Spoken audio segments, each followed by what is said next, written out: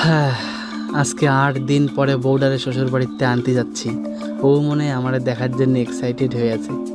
আর এই শাশুড়ির জন্য সেই সুন্দর একটা শাড়ি নিছি। শাশুড়ি তো সেই খুশি হবে, বলবে জামাই তো আমারই আছে একমাত্র। যাই। আরে হ্যাঁ হ্যাঁ ঠিক, তোমার কথাটাই ঠিক আছে। কি ব্যাপার শাশুড়ি মা, বাবা, আপনারা অবাক হয়ে তাহাই রয়েছেন যে? আপনাকে মেয়ে কয়নি আজকে আমি ওরে নিতে আসতেছি? এ জামাই ও কি কয়? আরে বাবা, মাইয়ে তো 2 দিন আগে তোমার সাথে দার্জিলিং বেড়াতে যাবে বলে চলিয়ে গেছে। ওরে, এই জন্য আমার 2 দিন আগে মনটা কেন ফুরত ফুরত করতেছিল রে। দুদিন ঘুরে আসে না।